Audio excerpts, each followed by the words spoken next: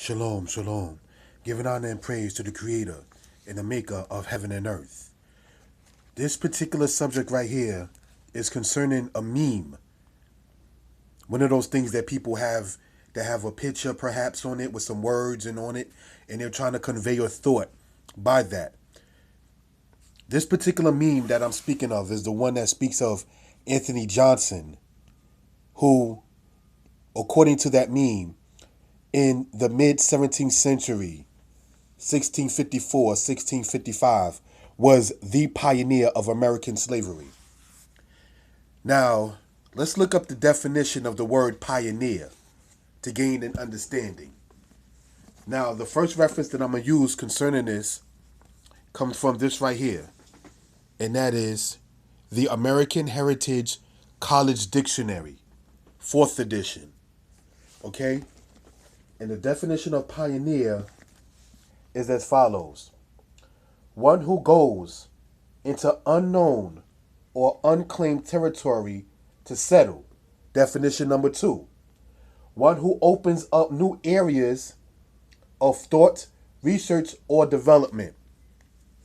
Now let's maintain that understanding that a pioneer is one who opens up new areas of thought, research, or development. Now, in order to sit there and explain that Anthony Johnson is not the pioneer of American slavery, we're going to have to sit there and let it be noted, when did American slavery start? So, I'm going to use as a second reference to support my claim that Anthony Johnson was not the pioneer of American slavery by reading this book here, part of it, by Paul Johnson, entitled A History of the American People. Now, in part of this book, on page 4, here is what we read. It says, in the 1440s, exploring the African coast from their newly acquired islands, the Portuguese rediscovered slavery as a working commercial institution. And on page 5, the author says the following: the Portuguese entered the slave trade in the mid 15th century, took it over, and in the process transformed it into something more impersonal and horrible than it had been either in antiquity or medieval Africa. Now, wanted to sit there and mention that because this author right here speaks about how the Portuguese were the people who were of the European people, that is, that really went off and set off the slave trade within what you call Africa. Okay? Bringing slaves out of Africa, or bringing captives out of Africa, that is to say, and that were unfortunately later made into slaves. Okay, now, that's very, very important to let that be noted and understood. The next source I'm going to use comes from this book here entitled A History of the Atlantic Slave Trade, Black Cargoes, Daniel Mannix in collaboration with Malcolm Cowley. And on page 54 of this book, I want to read part of it. Matter of fact, let's go to page 17 and see what it says.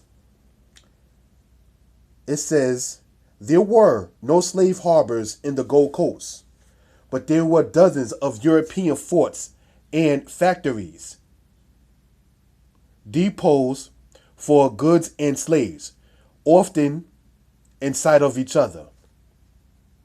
Some of the famous forts were Axum by the Dutch, Elmina by the Dutch, Cape Coast Castle, Amanabo by the English, Coromantine, the first English fort built in 1631, but captured and held by the Dutch in 1665, and Accra, where Dutch, English, and Danish forts stood within gunshot range. So I just wanted to sit there and have that part read, just to let it be noted that you had the English, that is the British, that is, you had the Dutch, and then you had these particular nations along with them with the Danish, because the Danish people had black people as slaves in what you call certain South American countries and how they competed with each other concerning the slave trade. Now, in the same book here, on page 54, here's what we read. The importance in reading that is because that right there dated until 1631. But this Anthony Johnson, who they say is the pioneer of American slavery, was supposed to have been in the 1650s. But let's see what history itself says. Balboa had 30 Negroes when he had discovered the Pacific. Now that being in the era between 1513 and 1519. Cortez brought 300 slaves to the conquest of Mexico. By 1530, there were so many Negro slaves in Mexico that they plotted a rebellion. The first Negro slaves were brought to Brazil in 1538. Probably the first Negro slaves to arrive on the United States mainland were imported by Lucas Vasquez de Leon in 1526. There were Negro slaves in other North American Spanish settlements from its founding in 1565 to the end of the Civil War in 1865, a period of exactly 3 centuries. There were slaves in St. Augustine, Florida. But as far as the English colonies to the north were concerned, the slave trade began in 1619 when a Dutch man of war, probably a privateer sailing under the letters of marque from the Prince of Orange, put into the newly established colony of Jamestown, Virginia, 20 Negroes. So one of the things to sit there and let it be noted is that when you study about those 20 people that were black people that were brought to Virginia in 1619 as slaves, they were already being enslaved by the Spanish. And the Dutch captured the Spanish ship and then brought that group of people who were black, 20 people in number, over to what you call Jamestown, Virginia. So this right here in history has to be known and understood. So now the dates that we're speaking of so far have been 1538 and 1565. But they say that the pioneer of American slavery, brothers and sisters, was a black man named Anthony Johnson. Now, one of the first things to ask is, how does a black man become the pioneer of American slavery? That's one thing. Secondly, how does this man have the name Anthony Johnson? Somebody had to been his slave master beforehand for him to even acquire such a name. Because when we came into the slave ships, the canoes, we did not have names like Vernon and John and Anthony and Malcolm. These are names that we acquired by the Europeans. So let that be noted and understood. I have another book for reference material, and I like to show it. It is entitled The Slave Trade. The Story of the Atlantic Slave Trade. Note the date, 1440 to 1870, by Hugh Thomas. So now I want to read a part of this, brothers and sisters, on page 171. And here's what we read. It says, still, most slaves taken to New Holland, they averaged 1,500 a year by the late 1630s, continued to be captured at sea from Portuguese ships. Now, New Holland was in what you call, part of what you call the northern states of America. So let that be noted and understood. And this is the quote right here, right? Captured, continue to be captured at sea from Portuguese ships. It was the Dutch in this particular case that was doing that.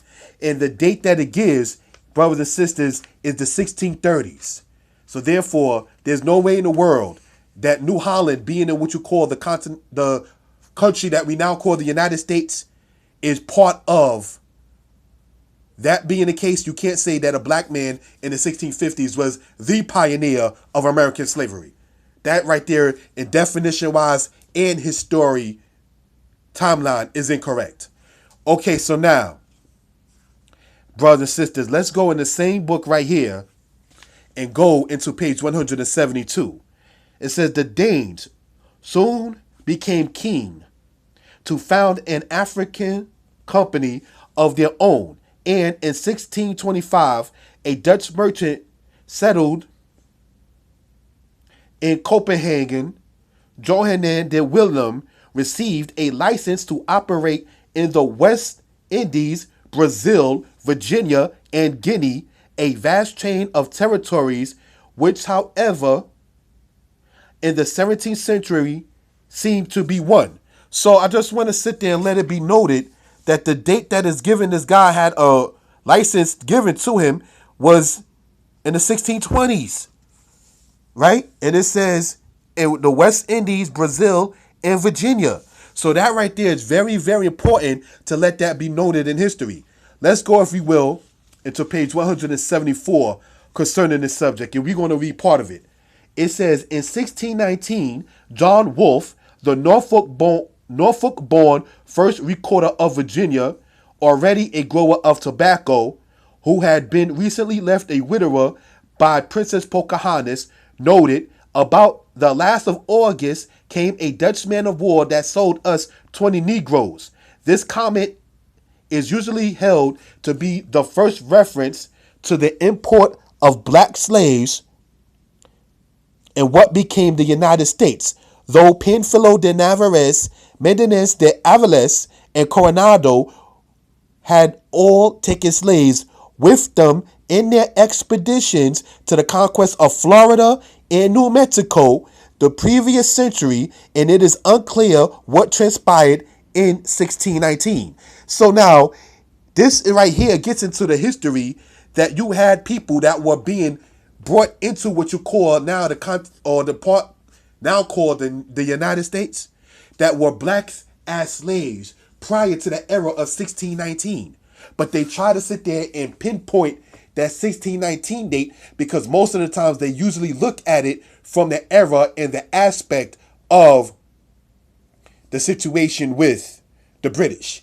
But we have to remember that the Portuguese set off the slave trade. The Dutch, as we already noted, was taking over slave ships from the Portuguese. And as we already read in this other book here entitled Black Cargoes, as we see right here, we see that the Dutch and the English already was bartering within each other for slaves. So therefore, the Dutch was taken over in certain cases by the British.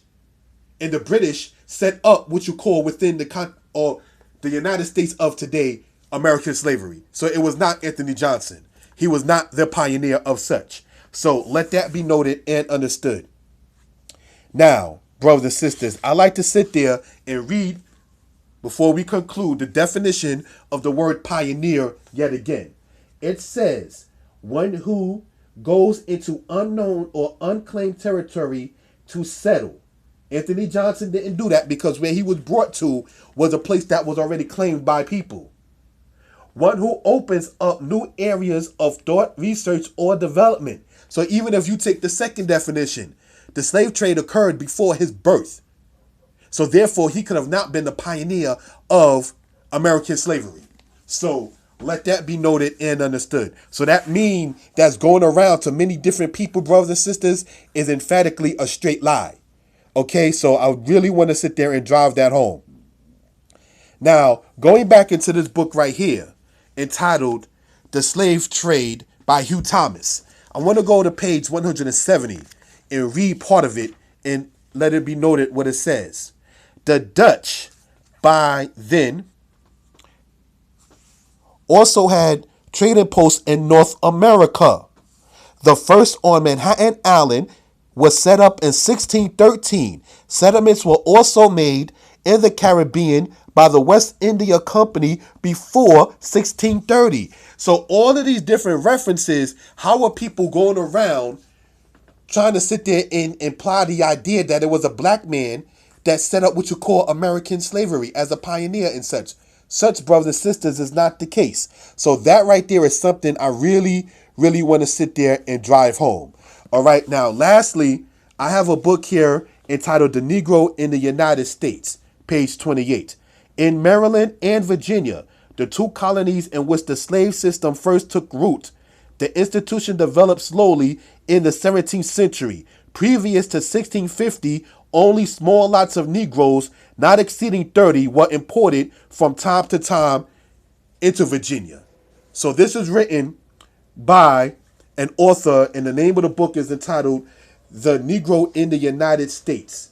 Okay? So let that be noted by Franklin Fraser. So get your history up. All right, peace.